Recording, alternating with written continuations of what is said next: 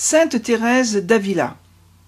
Avila est une ville espagnole en Castille et Léon, capitale de la province d'Avila, située à 1182 mètres d'altitude. Elle est la capitale de province la plus haute d'Espagne. La ville a pour particularité d'être entourée d'une muraille médiévale entièrement conservée. La personnalité la plus importante de cette ville, c'est Thérèse. Thérèse de Jésus en religion, qui est née en 1515 et qui est morte le 4 octobre 1582 à Alba de Tormes, et est considérée comme une figure majeure de la spiritualité chrétienne, en plus d'avoir été la première femme reconnue comme docteur de l'Église catholique. L'idéal pieux et l'exemple édifiant de la vie des saints et martyrs lui furent instillés dès son enfance par ses parents. Thérèse montra dès sa tendre enfance une nature passionnée et une imagination fertile. Précocement instruite des histoires édifiantes de la vie des saints, elle souhaitait vivre le martyre en allant avec son frère Rodrigue dans les terres des infidèles. Convaincus que leur projet était irréalisable, le frère et la sœur décidèrent de se faire ermites. Thérèse écrit « Je faisais l'aumône comme je pouvais, et je pouvais peu. J'essayais la solitude pour prier mes dévotions, qui étaient nombreuses, et particulièrement le rosaire. J'aimais beaucoup faire comme si nous étions des nonnes dans des monastères, quand je jouais avec d'autres petites filles, et je pense que je souhaitais l'être. » En 1527, à l'âge de 12 ans, Thérèse perdit sa mère. Elle oublia alors ses jeux d'enfance. Elle dit « J'ai commencé à porter de beaux habits et à vouloir paraître élégante. Je soignais mes mains, ma coiffure et mes parfums, et toutes les vanités de cet âge, car j'étais très curieuse. Tout le mal me vint d'une parente, qui venait souvent chez nous. Je me trouvais fréquemment en sa compagnie pour bavarder, car elle m'aidait dans toutes les idées de passe-temps qui me venaient à l'esprit. Elle m'en proposait même d'autres. Elle me faisait également part de ses fréquentations et de ses futilités. Il me semble que ce fut, lorsque je me mis à la fréquenter, à l'âge de 14 ans, que le péché mortel m'éloigna de Dieu. Pendant 3 mois, et avec la complicité des domestiques, Thérèse succomba au passe-temps des agréables compagnies, faisant ainsi courir un danger à elle-même et à l'honneur de son père et de ses frères. Elle avait aussi pris le goût de la parure avec le désir de plaire. Cependant, elle-même déclare qu'elle détestait les choses malhonnêtes. Son père décida alors d'envoyer Thérèse au couvent de Santa Maria de Grazia à Avila en 1531. Thérèse supporta difficilement son manque de liberté. Elle ne voulait pas devenir sœur, et ses adorateurs lui envoyaient des billets. Mais, comme, selon ses propres mots, il n'y avait pas place pour tout cela, la chose cessa promptement. Thérèse y resta jusqu'à l'automne 1532, sans se décider à embrasser la vie religieuse. Elle tomba alors gravement malade et dut rentrer chez son père. Après sa convalescence, il la confia à sa sœur Marie de Cepeda qui vivait à Castellanos avec son mari. Luttant contre elle-même, elle parvint à dire à son père qu'elle souhaitait entrer dans les ordres, tout en sachant qu'elle ne reviendrait pas sur sa décision. Son père lui répondit qu'il ne l'accepterait jamais de son vivant. Thérèse fugua du domicile familial le 2 novembre 1533 pour le couvent de l'Incarnation d'Avila. Celui-ci était un monastère non cloîtré, permettant aux religieuses de sortir et de recevoir des visites. Elle y fit ses vœux le 3 novembre 1534. Thérèse passa 27 ans dans cette communauté très nombreuse, de style encore médiéval. Ses premières années au Carmel se passèrent sans événements notables. Après être entrée au couvent, sa santé se détériora. Elle souffrit très probablement de crises d'épilepsie, d'une cardiomyopathie non définie. Ainsi se passa la première année. Pour la guérir, son père l'amena chez sa sœur. Thérèse resta dans ce village où elle réussit à convertir un prêtre vivant en concubinage. De retour à Avila, elle subit en juillet une rechute de 4 jours. Elle resta paralysée pendant plus de 2 ans. Aussi bien avant qu'après sa rechute, ses souffrances physiques furent extraordinaires.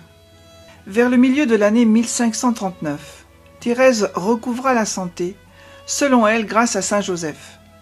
Avec la santé revinrent les goûts mondains, faciles à satisfaire, car la vicolatrée ne fut imposée à toutes les religieuses qu'en 1563. Thérèse vivait à nouveau au couvent, où elle recevait de fréquentes visites. Selon elle, son esprit s'alanguissait au point de lui faire abandonner la prière. Elle affirme qu'en 1542, Jésus-Christ lui apparut dans le parloir, le visage courroucé, et lui reprocha ses relations familières avec les personnes vivant dans le siècle. Thérèse conserva pourtant ce comportement pendant plusieurs années, jusqu'à ce qu'elle cesse de fréquenter ces personnes après avoir vu une image de Jésus sur la croix. La lecture des Confessions de saint Augustin l'encouragea dans sa conversion. En 1556, elle commença à ressentir des faveurs spirituelles intenses et en 1558, elle eut sa première apparition ainsi que la vision de l'enfer. Elle reçut, dit-elle, de grandes faveurs célestes, parmi lesquelles la vision de Jésus ressuscité. En 1560, elle fit le vœu de toujours aspirer à la plus grande perfection. Elle voulait fonder à Avila un monastère observant strictement la règle de l'ordre, qui incluait l'obligation de la pauvreté, de la solitude et du silence. Son confesseur lui ordonna d'écrire sa vie, un travail qui allait durer de 1561 à juin 1562. Dans toutes les pages du livre de sa vie se voient les marques d'une passion vive, d'une franchise absolue et d'un illuminisme de la foi des fidèles. Toutes ces révélations témoignent de sa croyance profonde en une union spirituelle entre elle et le Christ. Elle voyait Dieu, la Vierge, les saints et les anges dans toute leur splendeur, et elle recevait d'en haut des inspirations mises à profit pour discipliner sa vie intérieure. Dans sa jeunesse, ses aspirations furent peu nombreuses et semblent confuses. Ce fut seulement en plein âge mûr qu'elles devinrent plus précises, plus fréquentes et aussi plus extraordinaires. Elle avait plus de 43 ans quand elle vécut sa première extase. Ces visions se succédèrent sans interruption pendant 2 ans et demi. Soit par méfiance, soit pour la mettre à l'épreuve, ses supérieurs lui interdirent de s'abandonner à cet ardent penchant pour les dévotions mystiques qui étaient pour elle comme une seconde vie. Elles lui ordonnèrent de résister à ces extases dans lesquelles se consumait sa santé. Elle obéit, mais en dépit de ses efforts. Sa prière était si continue que même le sommeil ne parvenait pas à en arrêter le cours. Simultanément, embrasée d'un violent désir de voir Dieu, elle se sentait mourir. En 1559, elle écrivit « Je vis un ange proche de moi du côté gauche. Il n'était pas grand mais plutôt petit, très beau, avec un visage si empourpré qu'il ressemblait à ces anges aux couleurs si vives qu'il semble s'enflammer. Je voyais dans ses mains une lame d'or, et au bout, il semblait y avoir une flamme. Il me semblait l'enfoncer plusieurs fois dans mon cœur et atteindre mes entrailles. Lorsqu'il retirait sa lame, il me semblait qu'il emportait avec lui mon cœur et me laissait tout embrasé d'un grand amour de Dieu. La douleur était si grande qu'elle m'arrachait des soupirs, et la suavité que me donnait cette très grande douleur était si excessive qu'on ne pouvait que désirer qu'elle se poursuive, et que l'âme ne se contente de moins que Dieu. Ce n'est pas une douleur corporelle, mais spirituelle, même si le corps y participe un peu, et même très fort. C'est un échange d'amour si suave qui se passe entre l'âme et Dieu. Que moi, je supplie sa bonté de le révéler à ceux qui penseraient que je mens. Les jours où je vivais cela, j'allais comme abasourdi. Je souhaitais ni voir ni parler avec personne, mais m'embraser dans ma peine, qui pour moi était une des plus grandes gloires de celles qu'ont connues ses serviteurs. Pour perpétuer la mémoire de cette mystérieuse blessure, le pape Benoît XIII, à la demande des carmélites d'Espagne et d'Italie, établit en 1726 la fête de la transverbération du cœur de Sainte Thérèse. Jusqu'à son dernier soupir, Thérèse eut le privilège de converser avec les personnes divines qui la consolaient ou lui révélaient certains aspects du ciel, celui d'être transportée en enfer ou au purgatoire, et encore celui de prévoir l'avenir. Dès 1560, Pierre d'Alcantara inspira Thérèse dans sa détermination à mettre en pratique sa foi et son appel mystique. Il devint son maître spirituel et son conseiller. Ce support moral lui permit d'entreprendre la création d'un Carmel différent du laxisme qui l'avait choqué dans de nombreux cloîtres, dont celui de l'Incarnation. fin 1561, Thérèse reçut une somme d'argent envoyée par l'un de ses frères depuis le Pérou. Elle finança son projet de fondation du couvent Saint-Joseph. Thérèse décida de réformer l'ordre pour revenir à l'austérité, la pauvreté et l'isolement qui faisaient partie pour elle de l'esprit carmélite authentique. La bulle du pape Pie IV pour la construction du couvent Saint-Joseph lui fut remise le 24 août 1562. Ce nouveau type de communauté était mieux adapté à l'époque et plus fidèle à la tradition du carme. Selon elle, les religieux doivent vivre dans la pauvreté. Ils abandonnent les chaussures et sont ainsi rebaptisés les carmes déchaussés ou les carmes déchaux. Le dépouillement absolu du couvent Saint-Joseph suscita critiques et hostilité chez les Avilans de tous bords, et rapidement, la nouvelle institution fut menacée de fermeture. Mais l'appui de puissants prescripteurs, dont l'évêque, et les succès de subsistance déjouèrent l'animosité.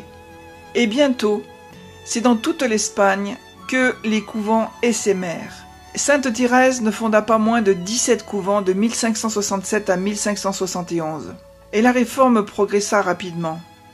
Thérèse mourut le 4 octobre 1582 à Alba de Tormes. En 1598, un sépulcre fut édifié, on y transféra son corps toujours intact dans une nouvelle chapelle en 1616, et depuis il est conservé dans une châsse d'argent. Prière de sainte Thérèse d'Avila. Que rien ne te trouble, que rien ne t'épouvante, tout passe, Dieu ne change pas. La patience obtient tout. Celui qui possède Dieu ne manque de rien. Dieu seul suffit. Élève ta pensée, monte au ciel, ne t'angoisse de rien, que rien ne te trouble. Suis Jésus-Christ d'un grand cœur, et quoi qu'il arrive, que rien ne t'épouvante. Tu vois la gloire du monde? C'est une vaine gloire. Il n'a rien de stable, tout passe. Aspire au céleste qui dure toujours. Fidèle et riche en promesses, Dieu ne change pas. Aime-le comme il le mérite. Bonté immense. Mais il n'y a pas d'amour de qualité sans la patience. Que confiance et foi vive maintiennent l'âme. Celui qui croit et espère obtient tout.